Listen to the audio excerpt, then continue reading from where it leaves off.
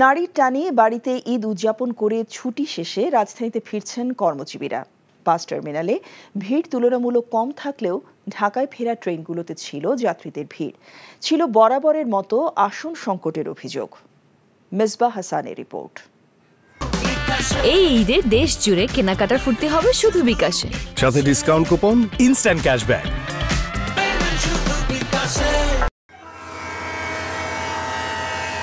দীর্ঘ 5 দিনের ছুটিতে পরিবারের সাথে ঈদ কাটানো শেষে ফিরছেন নগরবাসী। দীর্ঘ বিরতির পর কর্মে ফেরা তাই চোখে মুখে ছিল উচ্ছ্বাস, আর পরিবারের সাথে কাটানো সময়ের স্মৃতি। ছিল কিছুটা ভোগান্তির অভিযোগও। লোকজন প্যাসেঞ্জার বেশি না ঈদের জন্য, এই কারণে আসার সময় টিকিট পাওয়াতে একটু হয়েছে আর কি, ভোগান্তি হয়েছে। ভোগান্তি তো ছিলই, আসার সময় বেশি ছিল যাওয়ার চেয়ে।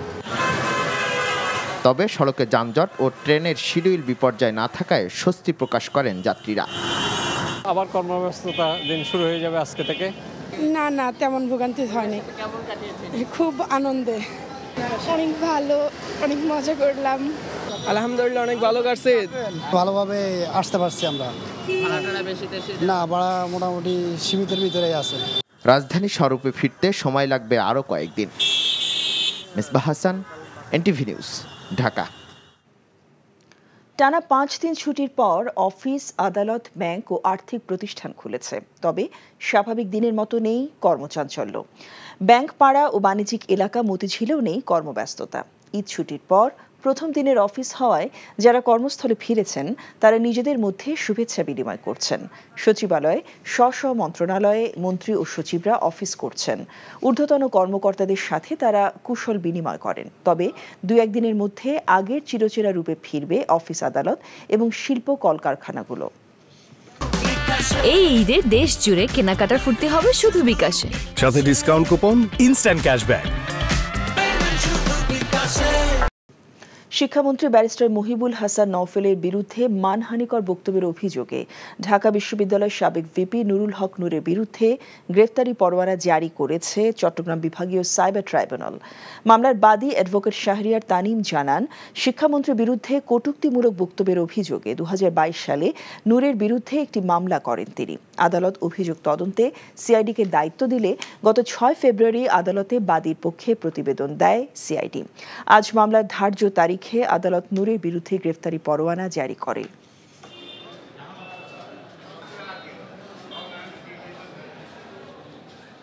মামলাটি আজকে তারিখ ছিল, ধার্য তারিখ ছিল, সেই ধার্য তারিখে বিজ্ঞ সাইবার ট্রাইব্যুনাল পত্র মামলার যে রিপোর্ট, সিআইডি রিপোর্ট নুরুল হক নূরের বিরুদ্ধে আসায় তার বিরুদ্ধে গ্রেফতারি পরোয়ানা ইস্যু করেছেন এবং নুরুল হক নূরের রিপোর্টটি কগনিজেন্স নিয়েছেন। দেশের 54 জেলায় মৃদু থেকে মাঝারি তাপপ্রবাহ বইছে। আগামী দিনগুলোতে তাপমাত্রা আরও বাড়তে পারে বলে জানিয়েছে আবহাওয়া অফিস। 16 ও 18 এপ্রিল বৃষ্টি হলেও সেটা তাপপ্রবাহ কমাবে না। তাপপ্রবাহে বিপাকে পড়েছেন খেটে খাওয়া দিনমজুর মানুষ। ঢাকা, রাজশাহী, খুলনা, বরিশাল ও চট্টগ্রামের মানুষের জন্য তাপ কমার সুসংবাদ নেই। নিয়ামুল আজিজ সাদেকের রিপোর্ট। তপ্ত দুপুরে চোখ রাঙাচ্ছে সূর্য, প্রকৃতির বিরূপ রূপে প্রাণ ওষ্ঠাগত। গাছ ছেড়ে জলাধারের পানিতে তৃষ্ণা মেটাচ্ছে পাখি। রিকশা চালক আরিফের জন্য রোজগার করাটা অনেক কঠিন। গরম আর ঘামে রিকশার মতো শারীরিক পরিশ্রমের কাজ করাটা অনেকটাই দুরূহ এখন। বেশিক্ষণ কাজ করা যায় না, একবার টিপ মারলে আধা ঘন্টা বসে থাকা লাগে। ওই জন্য শরবত খেলাম, আধা ঘন্টা রেস্ট নেব, পরে আবার বাড়াবো। রিকশা চালক আরিফের মতো না হলেও চাকরিজীবী এই মানুষের অফিসে আসা যাওয়ার সময়টা বেশ অস্বস্তিকর। এই তো এইটুকু মানে হেঁটে আসলাম, তো মনে হচ্ছে চামড়া পুড়ে যাচ্ছে এমন অবস্থা। নগরের বিভিন্ন প্রান্তে তৃষ্ণা মেটানোর জন্য ভ্রাম্যমাণ শরবত, আইসক্রিমের বিক্রি বেড়েছে। বিশুদ্ধতার চিন্তা বাদ দিয়েই তাতেই তৃষ্ণা নিবারণের চেষ্টা। যতই তাপমাত্রা বাড়ে ততই আইসক্রিমটা আমাদের একটু বেশি চলে। 400 টাকা 500 গ্রাম বিক্রি করা হয়, 10 টাকা গ্লাস প্রতি গ্লাস। বাচ্চারা সবসময় একটু পানি পিপাসা ভুগতেছে এবং খুবই গরম, অস্থির বেশি। আবহাওয়া অফিস জানিয়েছে এ মাসে বৃষ্টি হলেও তাতে তাপমাত্রা কমাবে না। রাজশাহী, ঢাকা, খুলনা, বরিশাল এই 4টা বিভাগে বৃষ্টির পরিমাণ খুবই কম, বৃষ্টির সম্ভাবনা খুবই কম এবং যে তাপপ্রবাহটা ওইখানে চলছে সেটা তাপপ্রবাহটা অব্যাহত থাকতে পারে। আপেক্ষিক আর্দ্রতার পরিমাণ বেশি থাকে, সেটা অস্বস্তির কারণ হয়ে দাঁড়ায়, কারণ শরীরে ঘাম শুকায় না।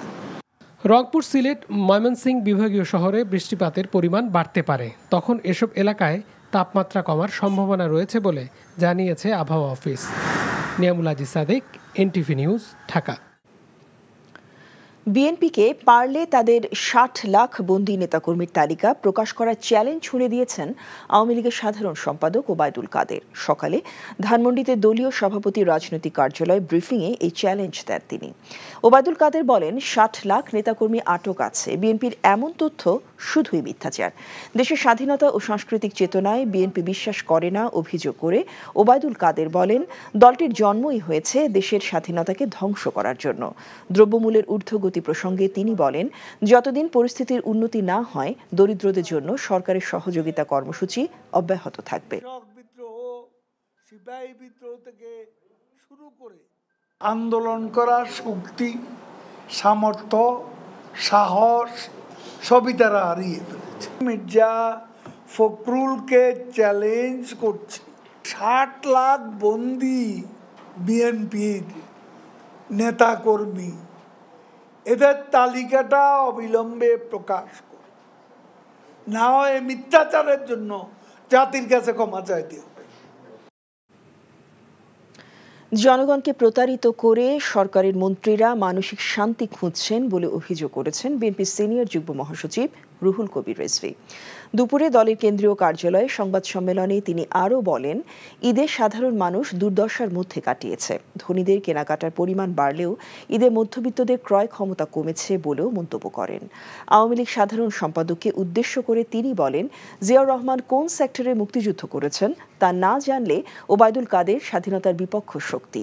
আসন্ন উপজেলা পরিষদ নির্বাচনে বিএনপির অংশ না নেয়ার আগের সিদ্ধান্ত বহাল আছে বলেও জানান রিজভী। সিদ্ধান্ত নতুন কিছু হয়নি, কিন্তু আগের সিদ্ধান্ত তো বহাল আছে, ওটা তার নাকচ হয়নি। সেই সিদ্ধান্ত অনুযায়ী কাজ হচ্ছে। ওবায়দুল কাদের সাহেবের বক্তব্য বিভ্রান্তমূলক, ইতিহাস বিরোধী, দেশের স্বাধীনতা সার্বভৌমত্ব বিরোধী, দেশের গণতন্ত্র বিরোধী। মিয়ানমারের আরও ৫ বর্ডার গার্ড পুলিশ সদস্য বাংলাদেশের টেকনাফে আশ্রয় নিয়েছেন। এ নিয়ে নতুন করে ১৪ বিজিপি সদস্য বাংলাদেশে আশ্রয় নিল। মিয়ানমারের রাখাইনে আরাকান আর্মি ও দেশটির নিরাপত্তা বাহিনীর সংঘাতে টেকনাফ সীমান্তে থেমে থেমে ভেসে আসছে মর্টারশেল ও ভারী গোলার শব্দ। এর মধ্যে গতকাল রাতে খারাংখালী সীমান্ত দিয়ে আরও ৫ জন বিজিপি সদস্য ঢুকে পড়ে। এর আগে সকালে ৯ জন বিজিপি সদস্য হোয়াইকং সীমান্ত দিয়ে প্রবেশ করেছিল। তাদেরকে বিজিবির হেফাজতে নেওয়া হয়। ঝুঁকিপূর্ণ নৌপথ ছাড়া নিরাপত্তার স্বার্থে আগ্নেয়াস্ত্র রাখার অনুমতি না থাকায় এমভি আবদুল্লাহ জাহাজে আর্মগার্ড রাখেনি কর্তৃপক্ষ। ইন্টারন্যাশনাল মেরিটাইম অর্গানাইজেশন IMO জাহাজে সার্বক্ষণিক আগ্নেয়াস্ত্র রাখার বিষয়ে এখনও কোনো সিদ্ধান্ত চূড়ান্ত করেনি বলে জানিয়েছে নৌ পরিবহন অধিদপ্তর। রিপোর্ট করছেন শামসুল হক হায়দরি, ক্যামেরায় ছিলেন এনামুল হক। সমুদ্রপথে চলাচল করছে অসংখ্য বাণিজ্যিক জাহাজ। এর মধ্যে কোনো কোনো জাহাজ পড়ে জলদস্যুর কবলে। যদিও ঝুঁকিপূর্ণ এলাকায় নিরাপত্তা নিশ্চিতে জাহাজে আর্মগার্ড রাখার সুযোগ আছে। সম্প্রতি জলদস্যুর কবলে পড়া বাংলাদেশি জাহাজ এমভি আবদুল্লাহ কেন সশস্ত্র নিরাপত্তা ছিল না সেই প্রশ্ন উঠেছে। ঝুঁকিপূর্ণ এলাকা ইন্টারন্যাশনাল যেই নর্মস আছে সেই অনুযায়ী এটা ডিক্লেয়ার করা হয়। এটা কি হাই রিস্ক এরিয়া নাকি এক্সটেন্ডেড হাই রিস্ক এরিয়া? যদি হাই রিস্ক বা এক্সটেন্ডেড হাই রিস্ক এরিয়া হয় তো সেক্ষেত্রে জাহাজে বিভিন্ন ধরনের প্রিকশন নেওয়া হয়। এর মধ্যে আর্মড সেন্ট্রি থেকে শুরু করে জাহাজের চারিদিকে যে বারবেড ওয়্যার সহ অন্যান্য যে সিকিউরিটি মেকানিজম এগুলো প্রেসক্রাইব রয়েছে সেগুলো নেওয়া হয়। আমরা কিন্তু হাই রিস্ক এরিয়ার অলমোস্ট ডাবল দ্য রেঞ্জের বাইরে ছিলাম। 200 নটিক্যাল মাইল বলা হয়, এক একটার হাই রিস্ক এরিয়া এক একভাবে ডিফাইন হয়, বাট আমরা অলমোস্ট 600 নটিক্যাল মাইলের কাছাকাছি দিয়ে যাচ্ছিলাম। সেই জায়গাতে আসলে গত 8-9 বছরে এই নর্মসটা অ্যাক্টিভেট হয়নি যেখানে আর্মগার্ড নেওয়ার কোনো বিষয় আসতো। এমভি আবদুল্লাহ সোমালি জলদস্যুদের কাছ থেকে মুক্তি পেয়ে নাবিক সহ এখন দুবাইয়ের পথে রয়েছে। আগামী 19 কিংবা 20 এপ্রিল দুবাইয়ের বন্দরে পণ্য খালাস শেষে দেশে ফেরার কথা। এরপর ওই নাবিকদের সাথে বৈঠক করবে নৌ পরিবহন অধিদপ্তর। এই জাহাজটা আসার পরে বিভিন্ন নাবিক এবং ক্যাপ্টেন এবং অন্যান্য সমস্ত নাবিকের সাথে আলোচনা করে আমরা দেখব যে এখানে যেটা বললাম যে কী কী ঘাটতি ছিল অথবা কী কী আমরা ইমপ্রুভ করতে পারি এবং সেখানে কী কী ধরনের প্রশিক্ষণ প্রয়োজন রয়েছে। সোমালিয়া উপকূল, মালাক্কা প্রণালী, ভূমধ্যসাগরে জর্ডান ও সিরিয়া উপকূলকে সমুদ্রপথে ঝুঁকিপূর্ণ এলাকা হিসেবে বিবেচনা করা হয়। শামসুল হক হায়দরি, এনটিভি নিউজ, চট্টগ্রাম। টানা 5 দিনের ছুটি শেষে আজ থেকে বেনাপোল বন্দর দিয়ে শুরু হয়েছে দুদেশের মধ্যে আমদানি রপ্তানি বাণিজ্য। হিলি স্থলবন্দর দিয়েও আমদানি রপ্তানি স্বাভাবিক হয়েছে। সকাল 9টা থেকে শুরু হয় আমদানি রপ্তানি কার্যক্রম।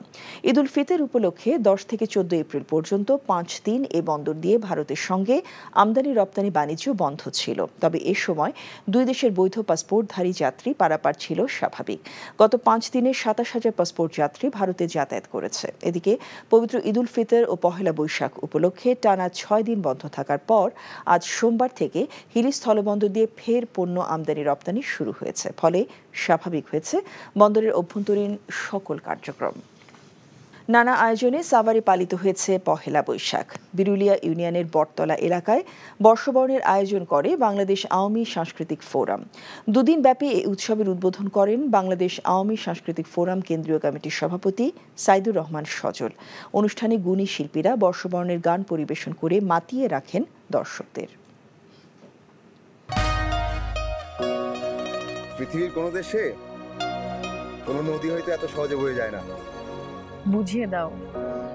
রাধুনী নিবেদিত নাটক বুনো ফুল ও ভাঙা ফুলদানি। তুমি শান্ত নদীর কুল ভেঙে গড়ছো আবার। রচনা নাসির খান, পরিচালনা সেলিম রেজা। ফুলদানি হবে নিমতিয়া সাহেব।